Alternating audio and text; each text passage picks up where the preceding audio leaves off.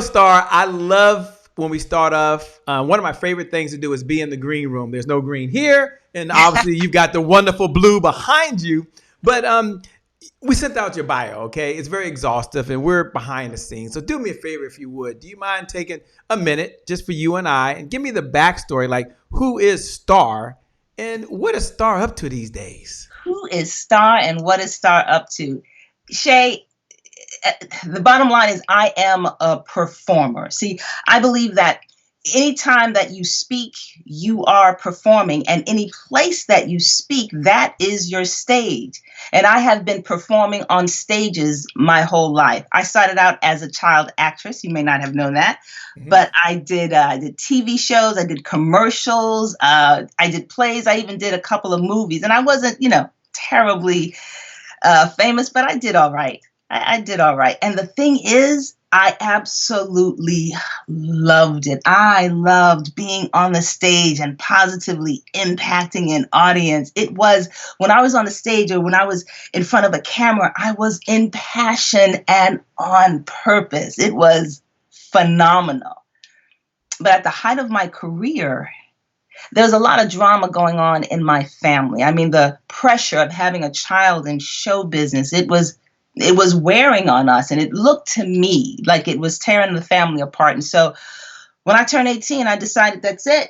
I'm done. No more acting. I would never be on the stage again. I would never be in front of a camera. I took that little girl and all of her passion and her joy, and I put her up on a shelf and put her away.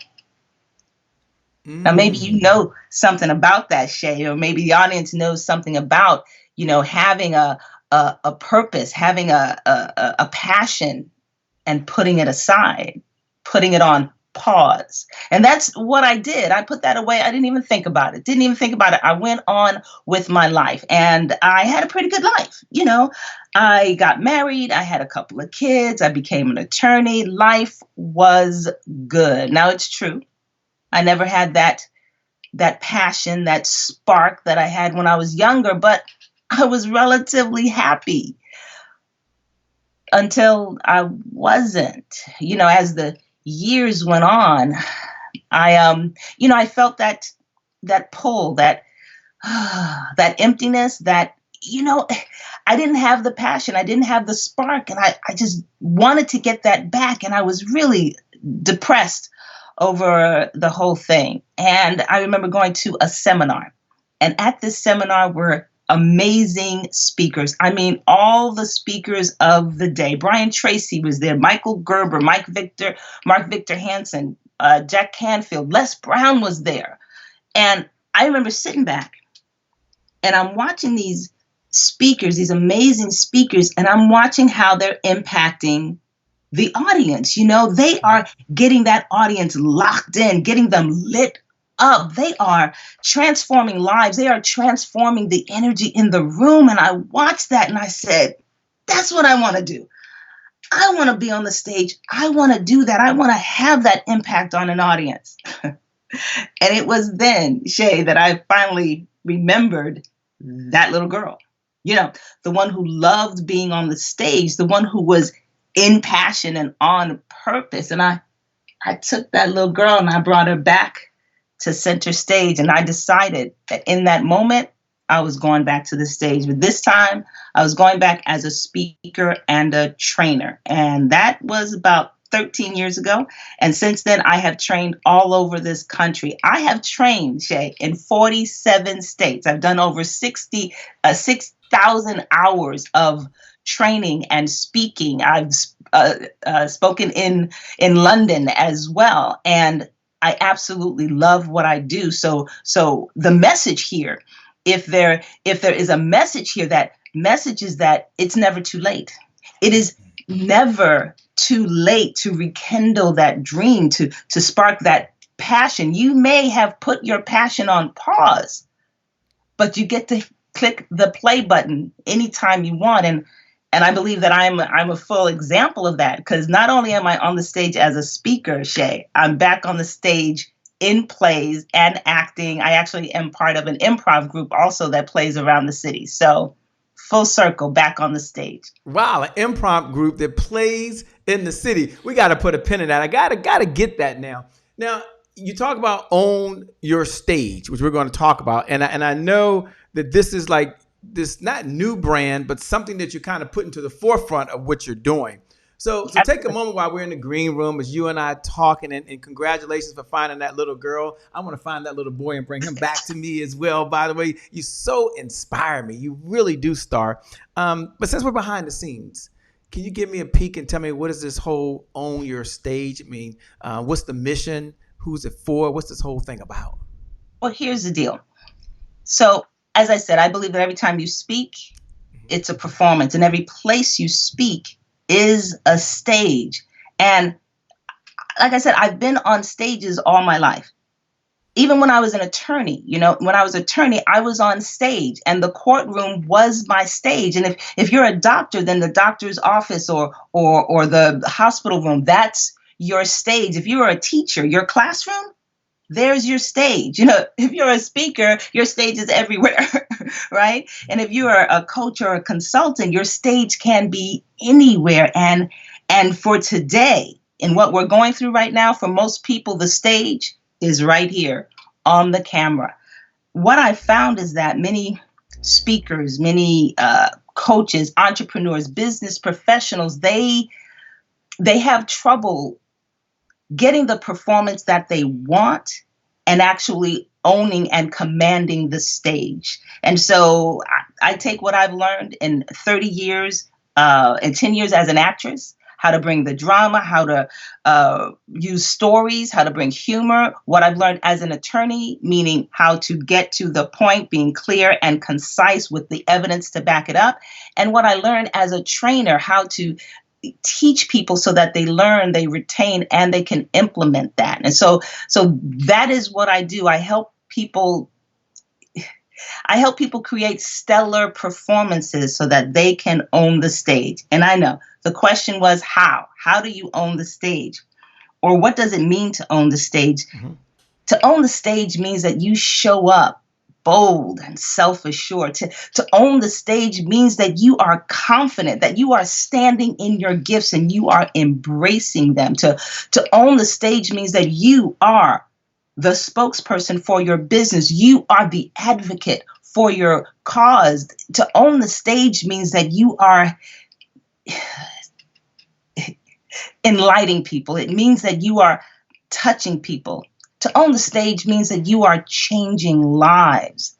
Because I believe that when we speak, we have power. There are power in our words, right? And for some people, you say, if you're a business professional, you've got your boardroom, you've got your conference room, you might be owning the stage there. But for many of us, our stage is just that one-on-one conversation, right?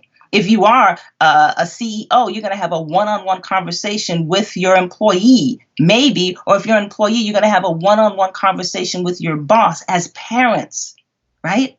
We have those one-on-one conversations with our children. That is our stage. And in every situation and on every stage, we want to bring the best that we have to offer. We want to do star performance. So how do you do that?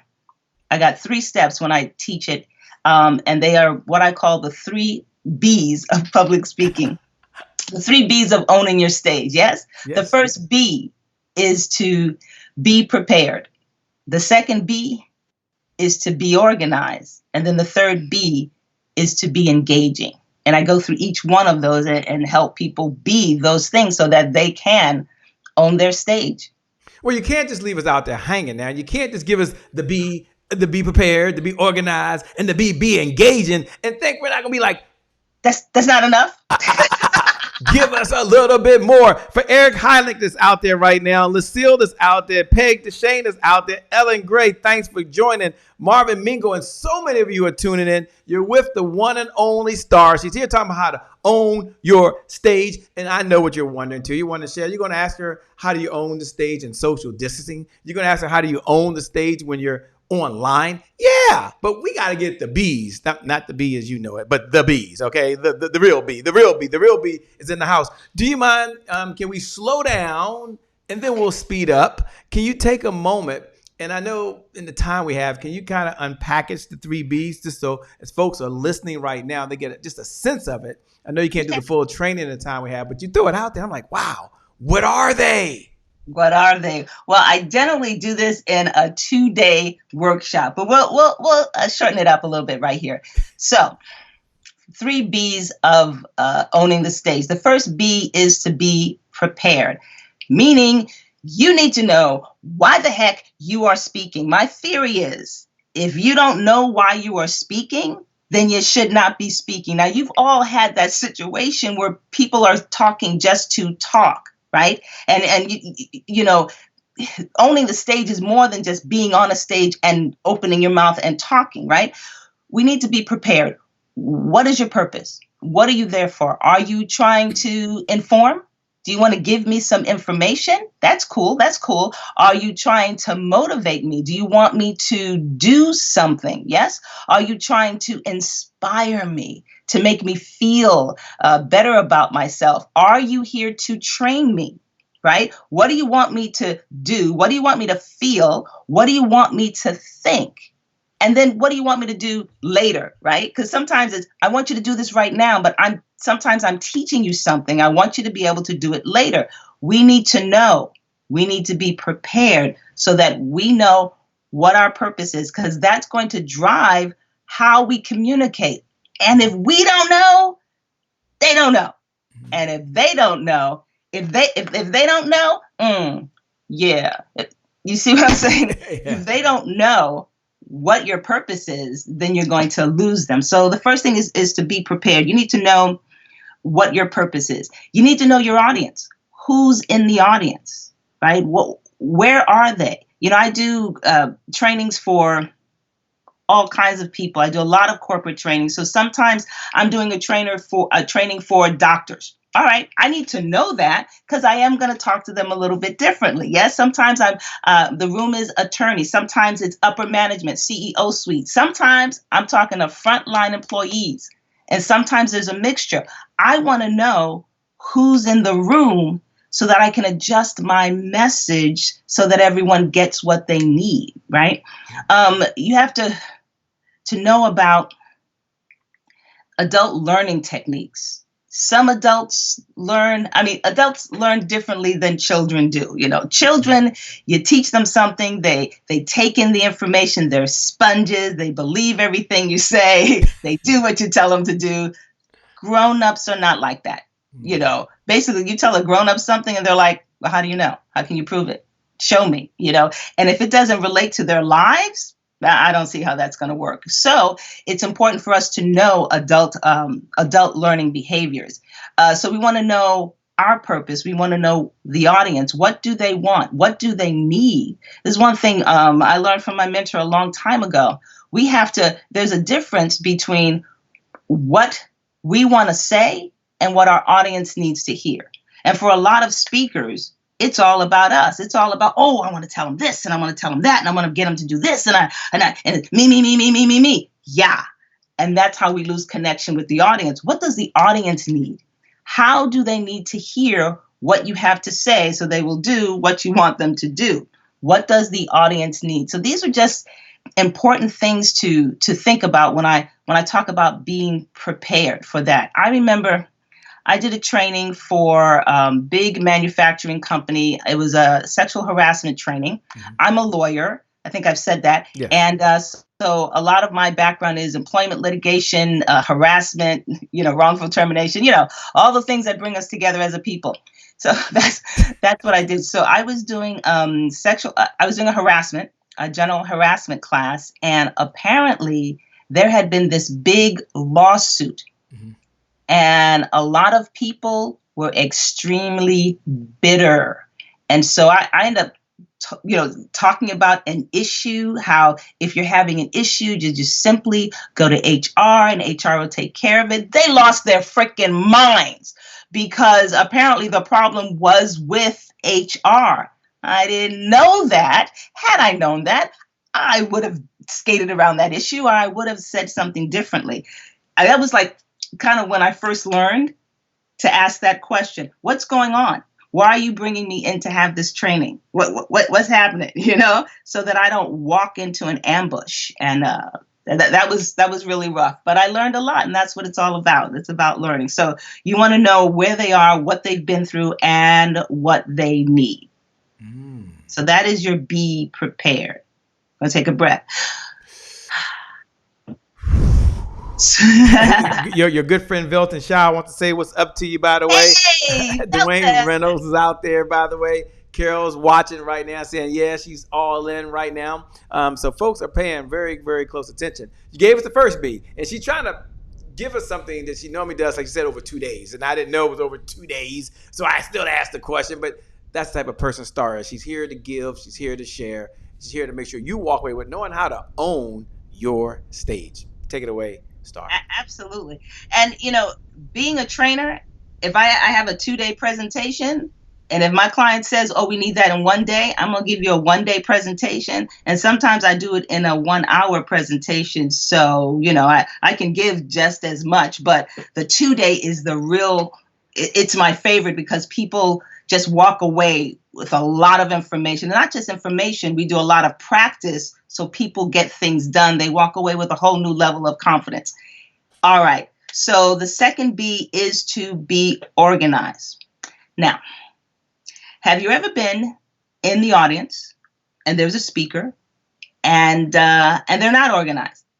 They're sort of all over the place, right? They're like, I got 3 things to share with you. 1, yada, yada, yada. B, yada, yada, yada. Thank you for your time. And what are you thinking, Shay? What happened to 2 and 3? What happened to 2 and 3? Yeah. That's exactly it, yeah. Right? I have been in trainings like that where I'm like, what? Oh my God. I remember going to this big conference. It was a women's conference. It was 1,500 people in the audience. And they had the keynote speaker, the opening speaker. And I'm watching this speaker ramble. I swear she's rambling. And here's the deal, Shay. Mm-hmm. I have a bit of an ego. I think I'm all that and a bag of chips. I do. I think I'm an excellent, masterful speaker and trainer. I know that. So sometimes when I go in a situation and I see other speakers, I try to tone down my ego. Right? I just tone it down, tone it down, tone it down. And so I'm in there and I'm watching her and I'm thinking, she's terrible. I'm like, no, come on, give it a chance. This is your ego talking. She's all over the place. I actually had to leave the room because it was very disturbing. I get myself together, put my head on right, and I go back in because I want to be supportive, right? I want to be supportive, and it's not all about me. So I go back in, and I'm standing in the back, and it's painful. It's painful to watch. And there was a woman standing next to me, and she says, I don't know how that woman got the job. I'm like, okay, so it's not me. It's not just me. This woman had no structure, no organization to her presentation. She was rambling and it was painful. Here's the deal, Shay. You don't want to be that person. You don't want to be that person. No, I don't. I don't think that person will be invited back or invited anywhere. I think the best sign that you've done a fabulous job as a speaker is when you get off the stage and you got 2, 3 other offers. That's the best sign. And I don't think she was getting any offers when she got off. But my point is that you have to be organized. And I generally start with something very, very simple. It's we all learned this in grade school. Opening, body, close. Very simple. But how many people don't do that? They don't do that. It's simple. You need an opening. You need the body. You need the close. Your opening, this is your most important part. And your opening has to be something interesting, right? A lot of people, they will start with, hi, my name is Star. I'm really glad to be here. Thank you for having me. Okay, that's fine. But I'm telling you, what? That's how much time we have. We have like 7 seconds to grab people's attention. And so that's not necessarily how you want to begin. Oh, this other one people do. It makes me crazy. How y'all doing out there? I can't hear you. You can't hear me because you're not bringing the energy. Okay, I'm going to back up. I have my feelings about that. But the way you start is just very, very important. And you can start with a story. Jump right into the middle of a story. If you've seen Andy Henriquez, if you've seen his gold cast video, the motivational one, he starts right in with a story. You grab the audience; they are in there, they are with you. Another way that you can do that is to start with a statistic. Tell them something. You can ask a question. One of the ways that I generally open up my training is I ask the question. Raise your hand if you woke up in a good mood this morning. You know, I'm bringing the energy. I'm letting them know. I'm setting the energy, setting the stage for the energy. Let me know. And some people are going to raise their hands and some people are not, because some people are like, I'm not getting involved in this. Oh my God, I have been in trainings with people who do not appreciate training, who do not appreciate learning. I've been in these audiences. They don't want to be there. And they're all, there's a rough audience. But I always start with that. Raise your hand if you woke up in a good mood this morning. And I acknowledge, I didn't see everybody's hand. I'm going to ask the alternative question. Raise your hand if you woke up this morning. Yes? It gets a laugh and it gets everybody's hand in the air. So that is my standard opening. And I do that for a couple of reasons. I do that because I want to get their attention, but I do that because I want them to know this is interactive and you will be responding. I've seen people, they do their presentations. They're like, come on, people, it's supposed to be interactive.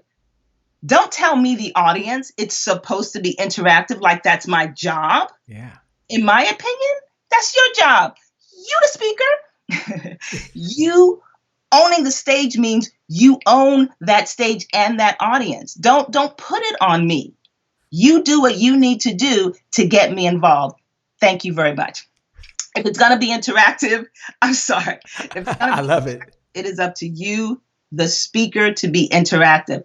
I've done women's conferences, 200-300 people, and I did it for this organization that had a couple of different regions. Mm-hmm. And when I did the Northeast region, it was fine. I did the Southeast region, it was fine. But then I did sort of a Midwest region, and she came in and said,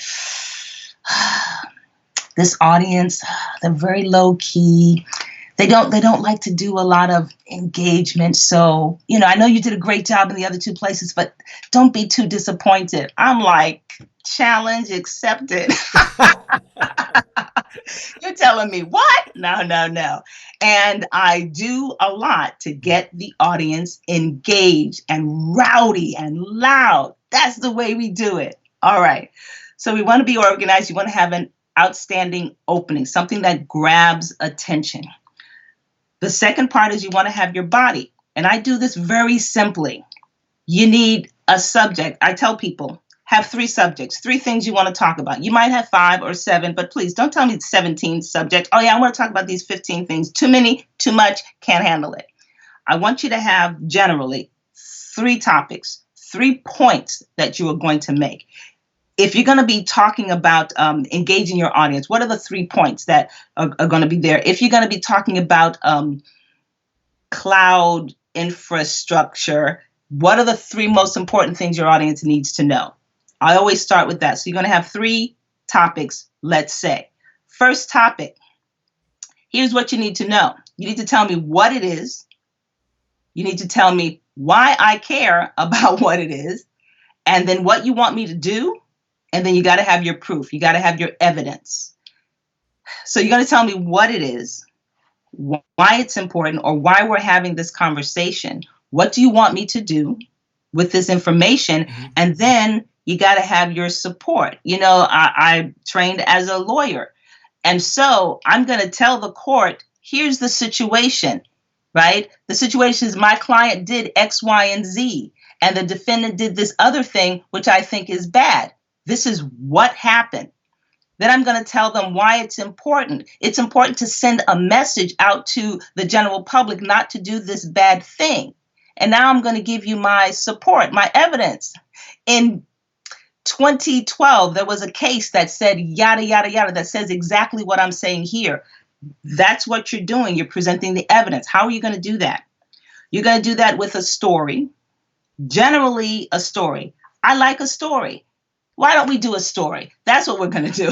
We're going to have some sort of story that ties it together, because we adults, as I said before, we learn not just by taking in information, we learn by connecting the information to our lives, to what we have been through, what we have experienced, right? And if you tell me a story that ties in all of the information, that's going to make it stick. That's going to make me say, oh, this is actually related to me in some way. So that's what you want to do for all three of your topics, for all three of your points. What is the point? Why is it important? What do you want me to do about it? And a story. And it doesn't have to be in that order.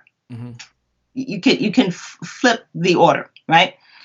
So that's your body. You just do that 3 times. Please have segues between the 3 times that you do that. And like I said, I always start with 3. You might have 4. You might have 5.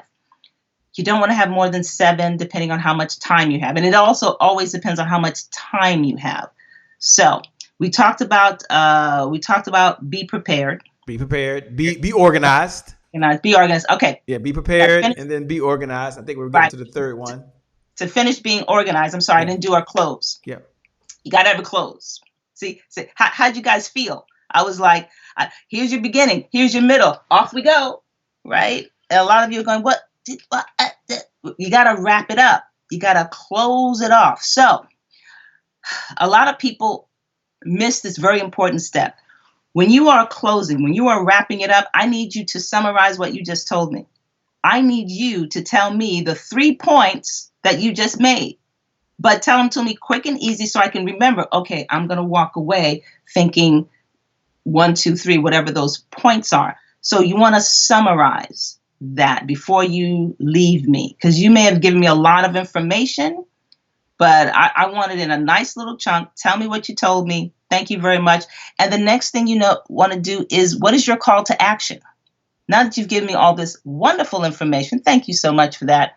What do you want me to do with it? And your call to action could be an appeal. Please donate money to our cause. Or it could be a directive. Go out there and get more sales, right? It could be a question. It can be a challenge. Mm-hmm. What do you want me to do with the information you just got me? And this is such an important moment, because if you've done your job right, if you have owned that stage that entire time, I will do anything you ask me to do at this point. You want me to sign up for something? I will do that. You want me to buy something? I might do that too, because you have owned the stage. So many entrepreneurs miss this moment, the moment where you tell them what you want them to do. I remember working with a client specifically, and he gives me the whole spiel, what the business is and what he wants them to do. And then I said, do you ever ask for the sale? Do you ever ask people to sign up with you, to hire you? And he said, no, he never asks people to hire him. He just gives them information and waits for them to figure out that they want it. Wow. It's interesting. I mean, you are a master salesperson, Shay, so I know that shocks you. No, yeah, there's a lot of folks that do that. I mean, I'm not surprised that he did it. I'm just surprised the way he presented it to you. Yeah. Yeah, he's like, no, just wait. I'll just hang out. And maybe you just give me your credit card. Maybe they'll just do that. Yeah. Maybe they'll just do that. And we miss a lot of opportunities when we don't say, this is what I want you to do. Go ahead and get out your credit card. Tell me what to do. Tell me what you want. Now, I'm my own person. I get to decide whether I'm going to do it or not. But still, you want to let the audience know what you want. It's like the Spice Girls say, tell me what you want, what you really, really want. Okay. That's why I'm a speaker and not a singer. All right. So we're moving on. So that is your close. Oh, here's a key thing about the close. I would say do not end on the Q&A. People say, okay, you're going to give a 15-minute presentation. You'll leave 10 minutes for the Q&A. And that's fine. I don't mind doing a Q&A. But have you ever been in a seminar or something that is, whoa, and it's moving and it's great, and then they go to Q&A, and what happens to the energy in the room? I'm sorry. Right? The energy in the room just completely shifts when we go to the Q&A. I mean, sometimes it's interesting, but it's not the same. And I feel that we lose a little bit of control. We lose a little bit of control when we go to the Q&A. Have the Q&A, great, but I always say we're gonna have whatever the time is. I'm gonna have 5 minutes for Q&A, and then I have one last message to give to you. Because also, some people, when you get to the Q&A, what do? They start packing up, making all this noise while I'm trying to talk, right? And so you don't want people to start packing up. You want them to know there's going to be a little something more. So I need you to sit still. So that's why I say, well, have the Q&A, and then I have one last point. And then I leave with my last point. And I tell people, whether you're in a meeting or on a stage, your last words, I think, need to tell me again who you are. Who are you? I know you're going to say thank you very much, but if you've given a 20-minute presentation, you told me your name at the beginning, I might not remember. But people remember the very first thing you say. They remember the very last things you say. So the very last thing to say should be your message or your tagline or your name. My name is Star Bobatoon. Thank you for your time. That sort of thing. So there you have it. Structure. That is, be organized. And the last one, the third one, is to be engaging. And we know how important this is. We have to engage our audience because there are so many distractions, especially right now where we're doing everything remote and everything video.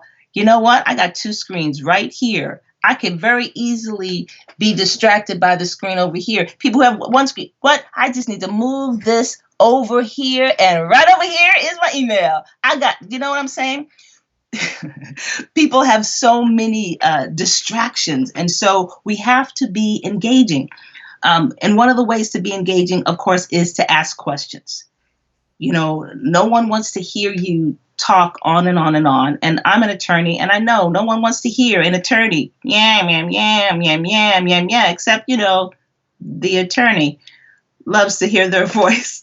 Okay, I'm making a statement about all attorneys, but about myself also.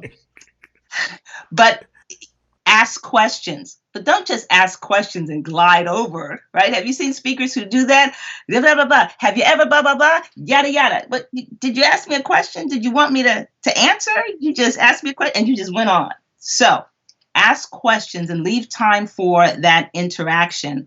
Another way to be engaged, I love to have people raise their hand. I always have people, when I'm in a live training, get up and do something. I always have training when I'm in a live training. And I do this pretty much in the beginning. You know how you go to a meeting or you go to a training and the speaker will ask for participation, and those same 3 people always speak. And there are other people who are annoyed. Oh my God, why is Cheryl talking again? She always talks. I'm like, okay, Janice, but you didn't speak. Because Janice needs a different type of invitation to speak. So one of the things I do is I give them an assignment where they work on something by themselves, and then they have a conversation with a neighbor. See, people are more inclined to speak to a neighbor than they are to stand up in front of a room full of 200 people. Right? Some people can't do it. Shay, you would have no problem with that. I would have no problem with that. But some people, it's intimidating. And so I get them to participate on a one-on-one level, or maybe a 1-on-5 if they're working at a table. Get them talking. When I do that, they are more likely to talk in front of the whole group because they've built up their confidence. Does that make sense? Yeah. So that's another way for you to be engaging. People love to talk to each other. They love to talk to each other. So give them opportunities to actually share. Some of my trainings that I've done for corporations, they say the best part was actually talking to the person in the seat next to them, because though they work in the same office for 6 years, they haven't had these kinds of conversations. They haven't connected in this way. And so they love that conversation. We speakers, we think it's all about us, right? We're doing all the talking. And it's not. A lot of times people need to do that talking. So those are some ideas for engagement. But I got to tell you, The most important way to engage, the most powerful way to engage is with a story. We grow up listening to stories, right? If I were to say once upon a time, right? You say once upon, look at you smiling. See, we didn't plan that. You say once upon a time, people start smiling. Why? Yeah. Because it makes them feel good because they remember stories, right? I love that. They remember the stories of the past. This is how we grow up. This is how we gather information. So you want to tell a story. You not only want to tell a story, you want to tell your story, right? You want people to connect. You want to be engaging. Tell me something about you, right? And don't gloss over it, right? We sometimes we want to gloss over the hard parts and the doubt that we've had because we think, oh, the audience is going to think I'm weak. No, no, no, no. You want to share that with people because if you gloss over it, people think to themselves, I've got no connection. I've got no connection. I remember working with a client, and she had a relationship with a bank, and she decided to go into her business. She's been with this bank like 6-7 years. She knows the people firsthand, right? Mm-hmm. So she pulls together a business plan, and she's all excited, and then she goes in and talks to the banker, and the banker says, yeah, you've got no collateral. There's no way we're going to give you a loan, right? And she says, so I just decided that I would finance myself and I'd help other people do that. All right, that's great. That's great. But what happened when they told you no? Well, I just decided to do it myself. I'm like, no, you didn't. You did not. And that's how we like to tell a story. We tell a story like that. This bad thing happened and I just decided to go on. And see, me as an audience member, when bad stuff happens to me, I fall apart a little bit. Thank you. And so if you're telling me bad stuff happened to you and you didn't fall apart, bad stuff happened to you and you just went on, I'm thinking we got nothing in common. We got nothing in common. And I'm like, that is very good for you. There's no connection to me, right? And so we dug in, and that's one of the things I love to do when I work with speakers. I love to dig in. And some of people get annoyed with me because I'm going to dig. I'm an attorney. I'm going to dig, and I'm going to dig, and I'm going to, well, what did you feel about that? Well, what did you think about that? Well, what happened then? No, take me moment by moment. And that's what I told her. You're sitting in the office. I'm going to bring her back. You're in the office. You're across the desk. And there is David. Dave, this guy that you have known by name, you know his children's name, you have a relationship, and David tells you no. In that moment, you're sitting there. What do you feel? And she said, I felt like I had gotten kicked in the stomach. All of the air rushed out of my body. I could barely get myself up to walk out of there. And I'm like, and then what happened? What happened after that? I decided to do it on my own. I'm like, no, you did not. So you're walking home. What were you feeling? What were you thinking? And she thought, she shared that she felt that that she'd been betrayed. She didn't understand. She told me she went home and she cried all night long, because there was no way for her to do this dream. And in the middle of her tears, she got an idea. So she got a pad and a paper and she started writing some things down, how she wished things were. She wished that there was another place where she could go and get the finances she needed for her business. And that's when the idea came. You see what I'm saying? Yeah. That's a whole different story, Shay. That's a whole different story from they told me no and I decided to do it on my own. Okay, yeah. But when you say how she felt kicked in the stomach, how many times have you felt kicked in the stomach when something didn't work out for you? See, that's what people can relate to. Sorry, I just had an ouch just now. Just thinking and when about people relate, they go, yes, you know my pain. Yeah. We are one. We are kin. Yeah, and now they're going to listen to you, right? Now they're going to, because you shared the whole of your story. And it's an issue people have. How much do I share? Don't want them to know that I was weak. I want to know because me, audience member, I've got my weaknesses too. So You want to tell a story, and the story needs to be organized. I'm going to give you 3 steps to tell a story. You ready? Here it Yep. is. 3 steps. Love it. Once upon a time, then one day, and now. That's it. That's how you tell a story.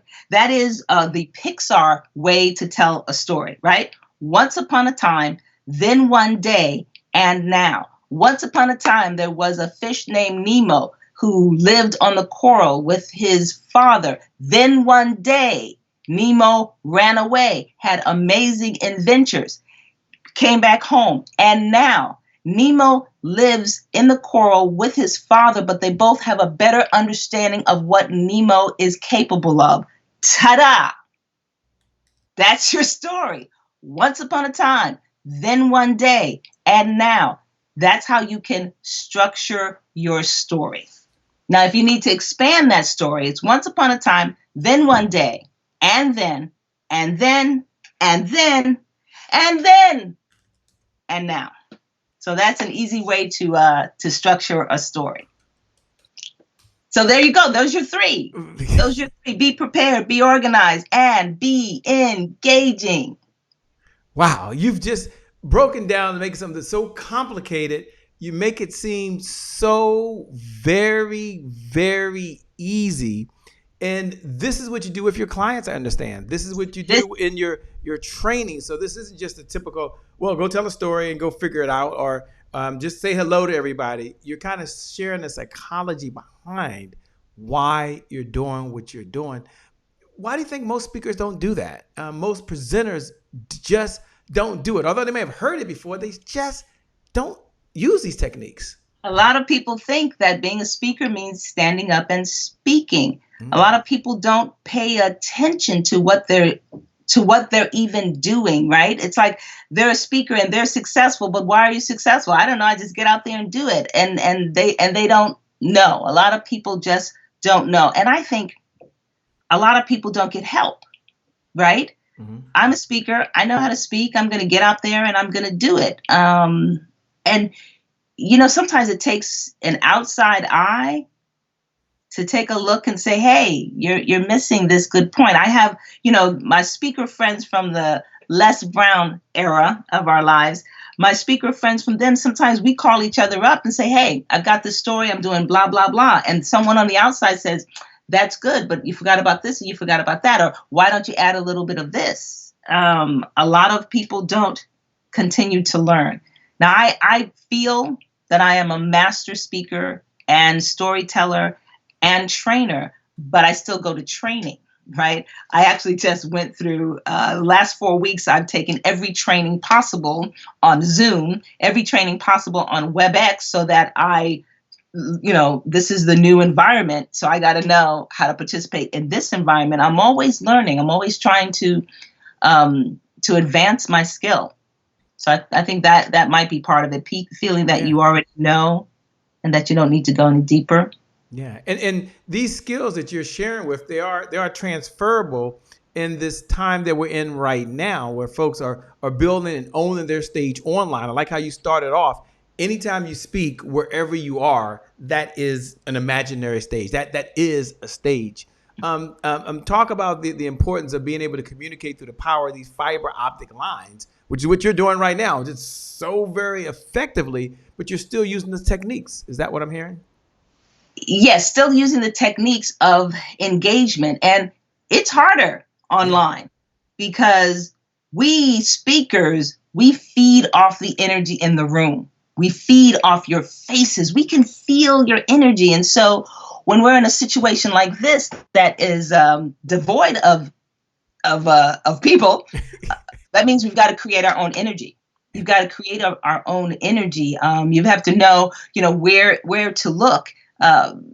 Because of course, if I look here at you, it looks like I'm not really looking at the audience, but I've got to learn to look in the camera. So that means you got to learn to look in a camera and emote as if you are looking at a person. Of course, I spent 10 years as an actress. So looking in the camera is something that I can do, that I've trained to do. But for a lot of people, you've got to learn to do that. You've got to learn to bring your own energy, bring your personality out, and focus it right there. I feel that you have to get dressed. I'm sorry. Mhm. I feel that you have to get dressed. For a lot of people, now that we're on this stage, they're coming to the stage as if they're going upstairs to get a drink of water. You know what I'm saying? They're not pulling it together. This is a stage. Be presentable for that stage. And I'm sure, oops, most people already know that you need to lift up your laptop so that it's eye level, because a lot of people are doing their things like this. They're looking down, and then people get to look up your face. Not a good look. So that's one of the things for people to think about as well. People get in front of a camera and they freeze up. Um, right? They just freeze up. You can still move and be. And that's an important part. Now, for me, I've also been a dancer. I studied at Alvin Ailey when I was a younger person. So I'm very easy with my body. I'm very easy to flow, but people can learn to do that too. And all of those things are engaging. Mhm. Those are all engaging things as well.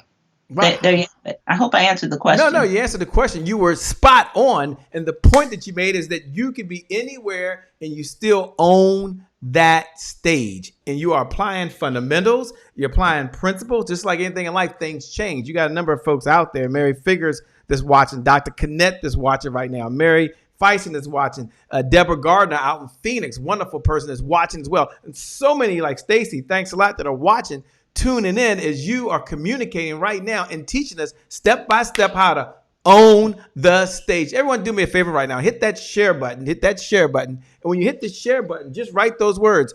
Own your stage. Hashtag Star Bobatoon. Just put own your stage. Hashtag Star Bobatoon. So for all of you who had that prevailing wisdom that you're not sure if you can do it because you don't see the audience, they're not there, she just said, no, no, no. You can be anywhere and you still have to tell your story. You still got to communicate. Stars, you was breaking this down. I love this whole thing you're doing, own your stage.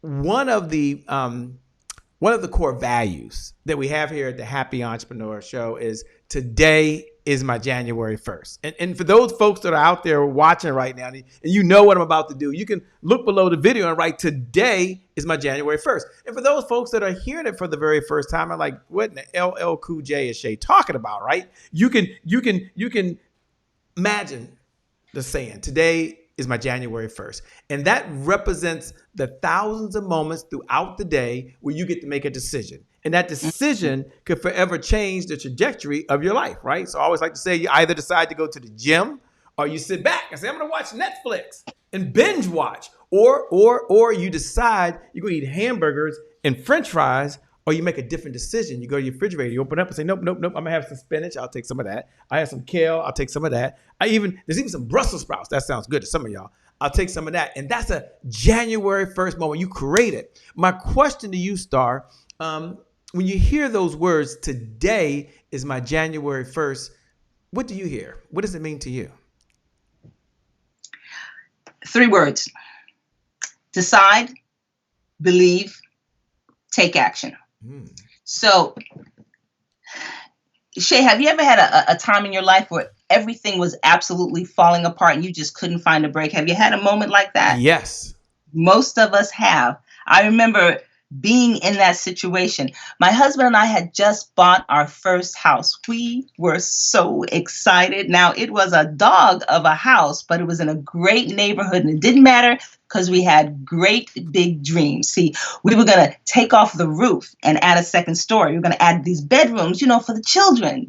We were going to have one day. We're going to have a little boy, a little girl. And so that was the plan. And so we get a contractor and we take off the roof. And what do you think happens? There are more problems. It rains. No, wait, no. It doesn't rain. It monsoons. Now, I'm in Southern California, where it's always a lovely 72 degrees. But I take the roof off of my house and it rains. It rained for 3 days. Shay, my house was ruined. We had beautiful cherry wood floors. They were a rumble. We had the plaster walls were molding. We had a beautiful vaulted ceiling that was falling down. Our dream was falling down. And so we go to the contractor and we show the damage. Look what happened. And the contractor takes absolutely no responsibility. No responsibility for the damage. So we fire him, and that's fine. Mm-hmm. But it doesn't change the fact that every dime we owned was in this house. And now it was gone. Right? And there's a saying, just when you think it can't get any worse, what happens? It gets worse. It gets worse. The contractor sued us. He wanted to get paid the rest of the money, even though he destroyed our house. So let's just take some inventory, shall we? Yeah. We are penniless. We are homeless. And now we're being sued. Now, the only good thing that I had going on for me is that I worked in a law firm.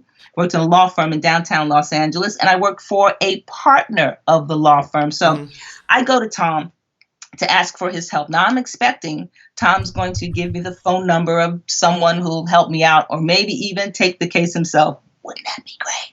So that's what I'm expecting. That is not what happens.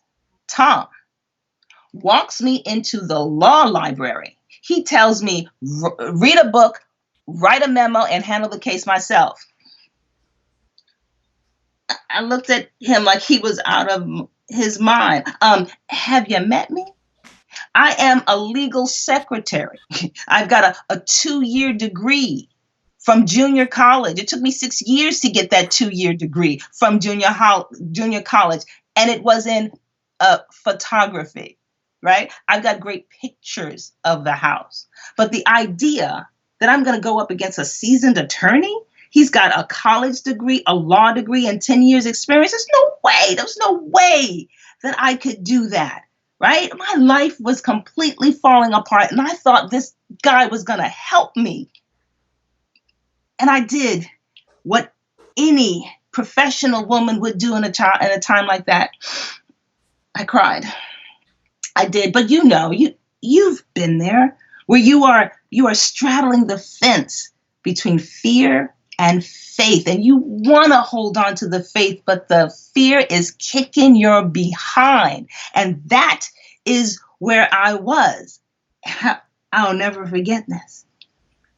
Tom, he reaches out his hand, puts it on my shoulder, and he says, Star, I believe in you. I believe you can do this. That, ladies and gentlemen, was my defining moment.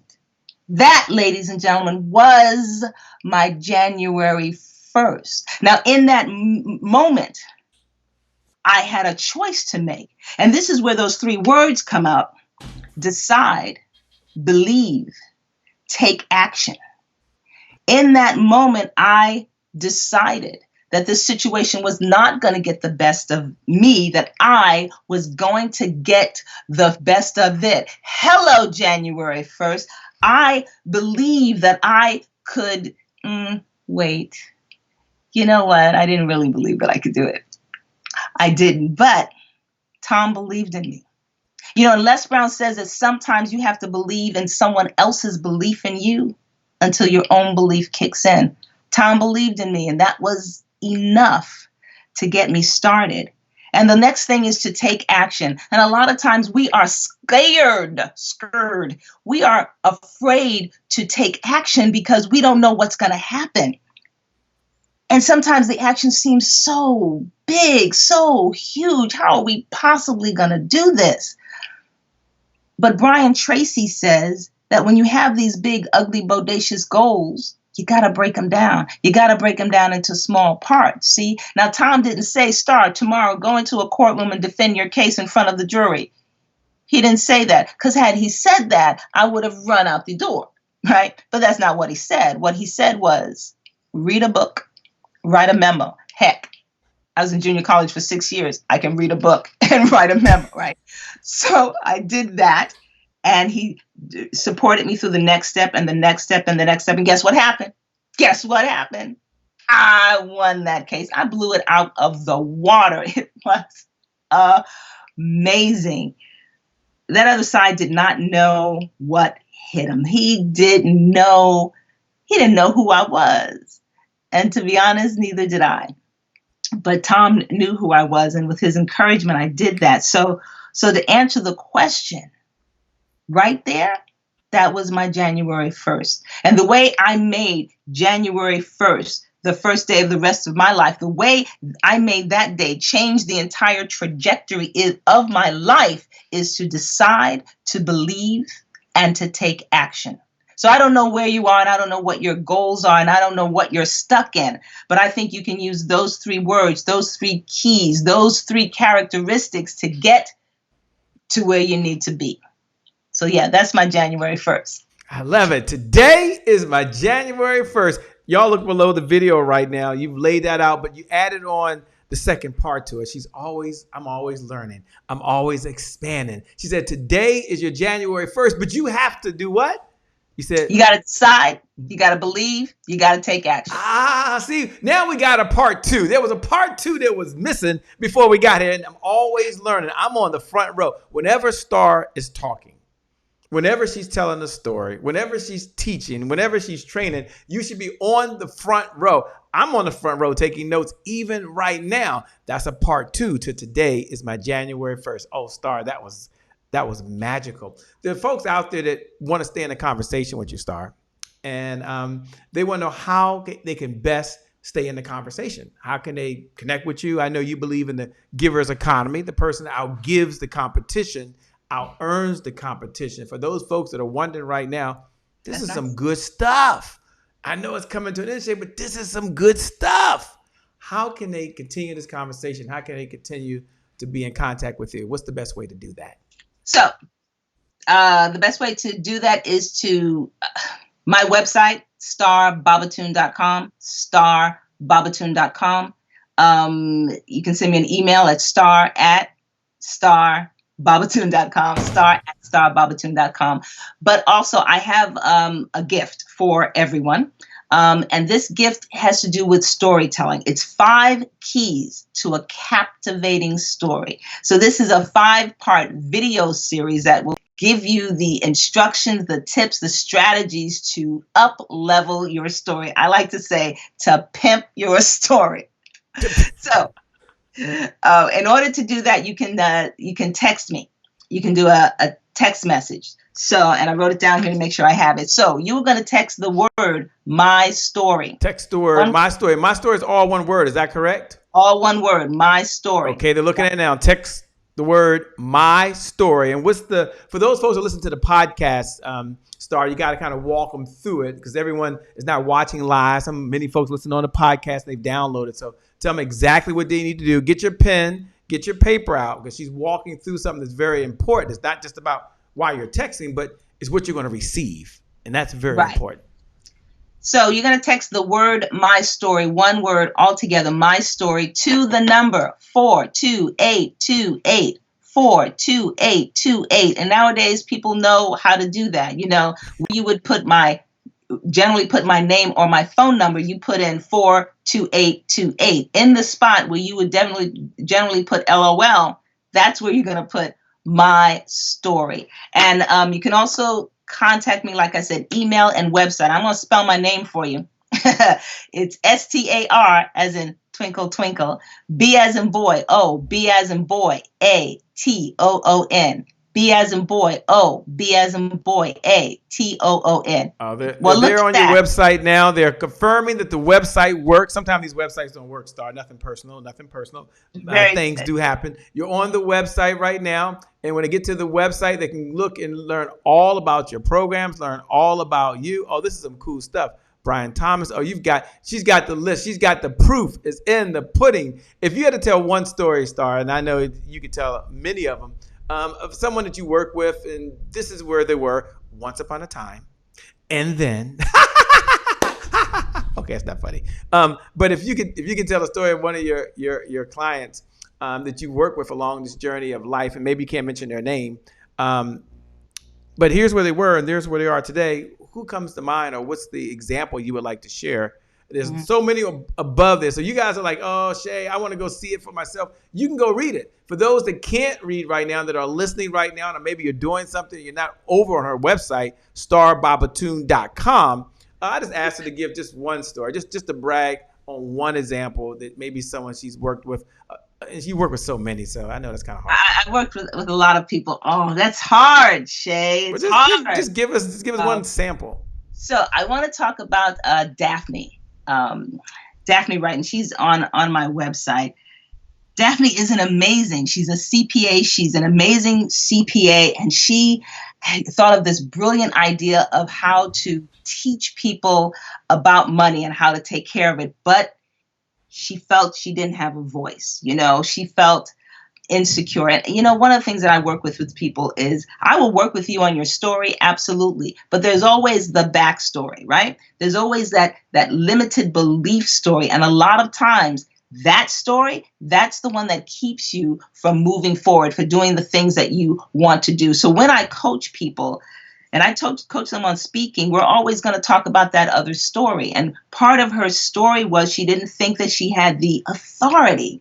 She didn't think that she had the right, the confidence to share this new discovery that she made, or this new way of teaching people. And so that was part of what we worked on. We worked on dealing with that story and what I call rewriting that story, right? Because we have the ability to rewrite the story. The story that we think we have is not the whole story. And so I worked with her. We did my 6-month program. I worked with her, and I mean, the beauty is watching her bloom, where she felt so much more empowered. And we broke down the information, because also she's a CPA. She has a certain way of thinking and a certain way of dispensing information. We had to shift that a little bit. We had to do the be organized part, and the be engaged part, so that we could make it so that people will get it and understand. And we worked together. And I remember she called me up. She was in tears. She called me up because she had a speaking engagement, and it went phenomenal. And she was approached by Howard University to teach classes there. She was blown away, because 6 months earlier, she didn't know she even had anything. 6 months earlier, she didn't even know that she really had a voice. And to make that transformation, it was amazing. And that's what I live for. That's what we live for. We live to make a positive impact on the lives of others. And if we're not doing that, then we are not living. And so that was one story, but I have dozens of stories like that. I have the story of another CPA who helped people, especially women, deal with retirement. And a lot of women were avoiding it. And so she worked with me. She only did a 6-week period. She worked with me, and she started closing 4 times as many people, because she would go to a room and she would close 1 or 2. But she worked with me. She went to a room. She's closing 9 and 10. She's closing most of the people in the room. Why? Because we clarified her message, right? We organized her message. We made the message fit the audience, and we gave it in a way that people were like, yes, that's what I want. So those are a couple of examples. This is amazing. Totally incredible. This has been one of those conversations that which can go on and on and on, because when the question is asked, when do you stop learning? The obvious answer is you never stop learning. And you love to continue to teach. You have a heart to give. You have this heart to serve. So I do want to say thank you on behalf of the Happy Entrepreneur Show for being here, for taking this time. We know you can always make more money. There's not a doubt on anybody's mind right now that you can always make more money. But the question has to come up. None of us, myself or any of us, can make more time.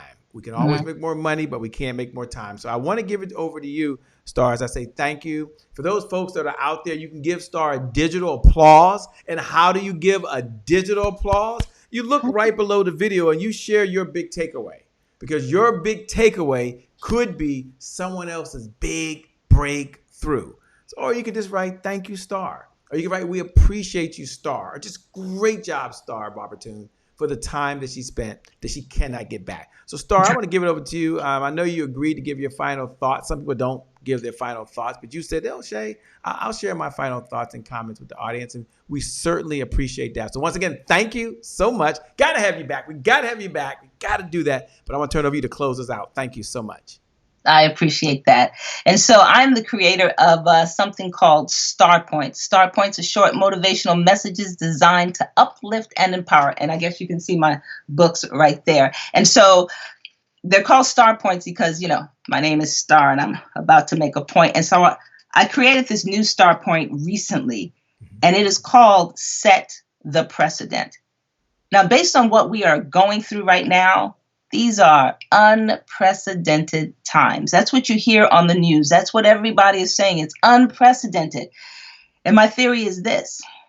If these are unprecedented times, that is an opportunity for us to set the precedent, to decide how we are going to show up, to decide how we are going to react, to decide where we are going from here. We get to set the precedent. So I remember when I was a baby attorney, just started working at the law firm.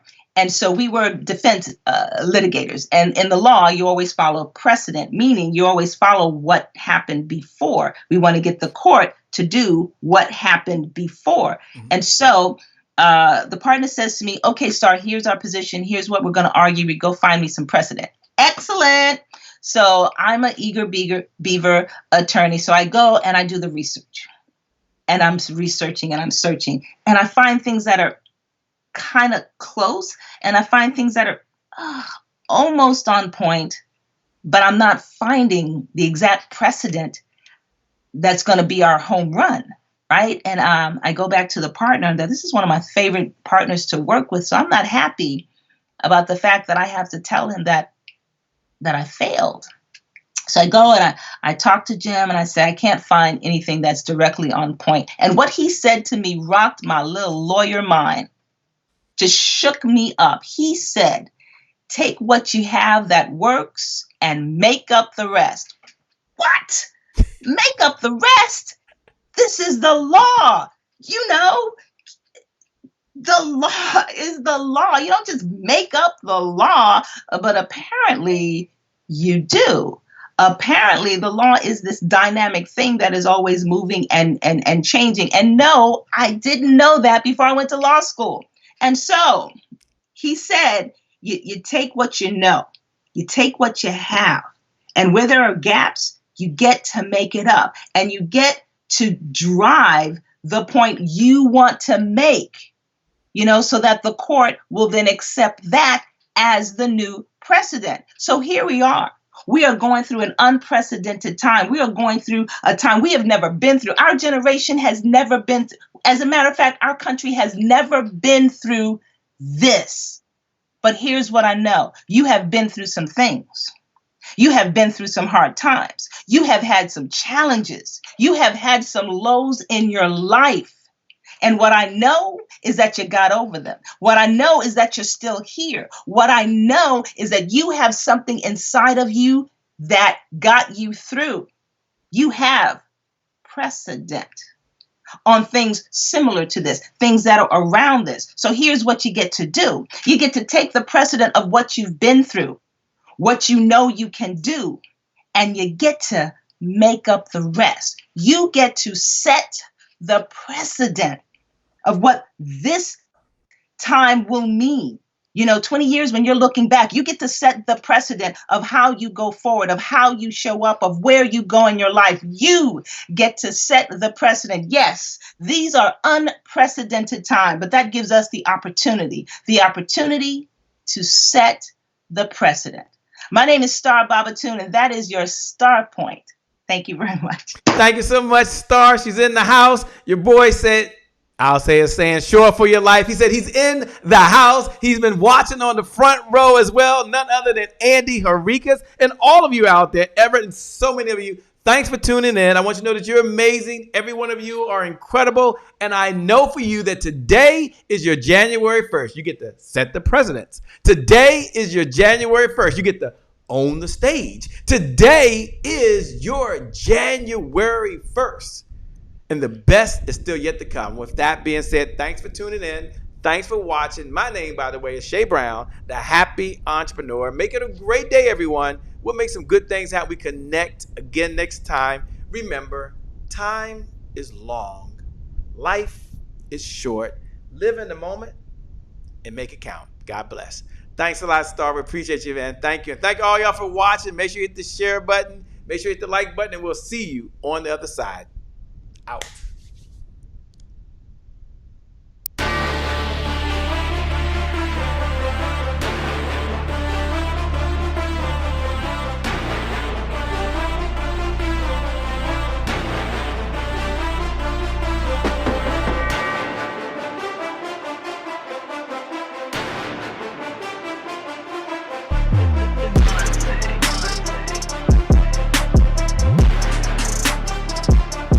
Promise I made to my mom. I only did this message for one person, and that's my mom.